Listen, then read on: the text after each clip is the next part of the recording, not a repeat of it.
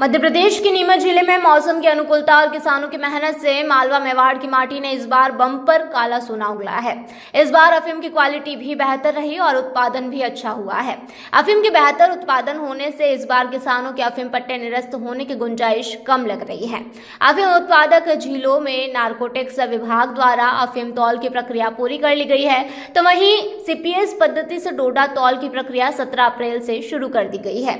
फसल वर्ष 2023-24 में मध्य प्रदेश के 26,101 किसानों को परंपरागत ढंग से चीरा लगाकर अर्जित अफीम सरकार को देने के लिए लाइसेंस प्रदान किए गए थे। इनमें से 1,319 किसानों ने विभिन्न कारणों से क्षतिग्रस्त अफीम उखड़वा दी थी। शेष बचे 24,782 किसानों से अफीम खरीदने के लिए नारकोटिक्स विभाग ने नीमच, मंदसौर जिलों और रतलाम जिले के झावरा में स्थापित केंद्रों पर 29 मार्च 2024 से अफीम की सरकारी खरीद अर्थात अफीम तोल शुरू किया था। वर्ष 2023-24 की अफीम नीति में विभाग ने 49,508 किसानों को सीपीएस पद्धति के तहत खेती करने का अधिकार दिया था। इन सभी किसानों ने मौसम की प्रतिकूलता के बीच अफीम की खेती की और सुरक्षा के साथ डोडों को तैयार किया। अब ये डोडे किसानों के घरों से विभाग के तोल तक पहुंच रहे हैं।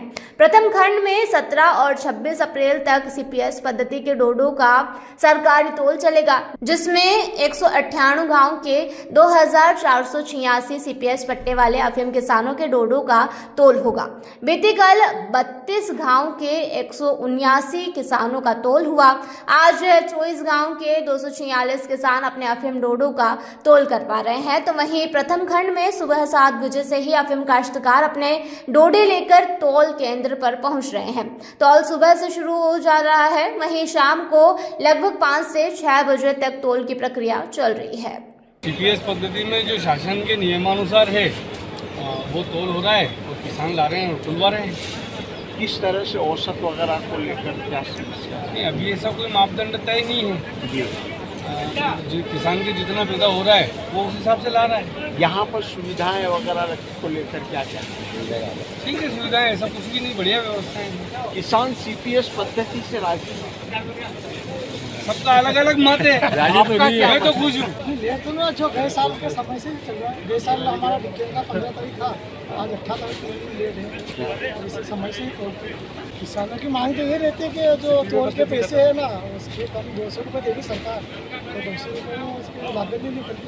सीपीएस में खर्चा भी होता है और किसानों को जो देख लेते हैं भी ज़्यादा है, वो भी ज़्यादा खर्चा रहता है, रिस्क भी ज़्यादा, इससे ज़्यादा इसमें सुरक्षा के लिए सुरक्षा की दृष्टि से भी सरकार ये मांग करेंगे कि सीपीएस का मूल्य बढ़ाया जाए, इससे किसान संतुष्ट हो जाए।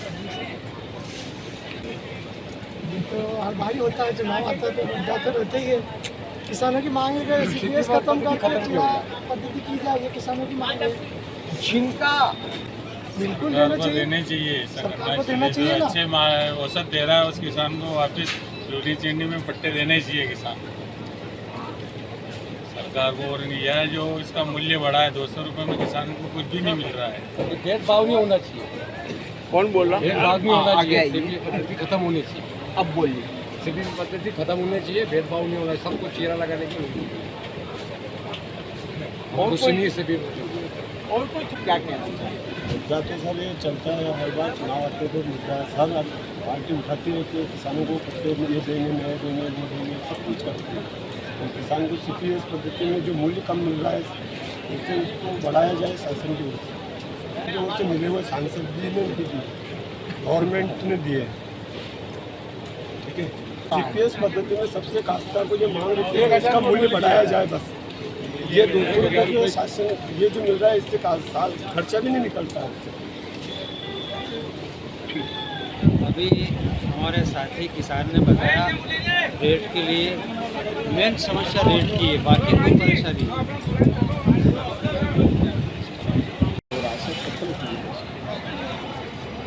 प्रथम खंड में 2486 कल्टीवेटरों का तोल हो रहा है ना, जो कि 17 अप्रैल से 26 अप्रैल तक चला। फर्स्ट में इनका 50 ग्राम का सैंपल निकाला जाता है।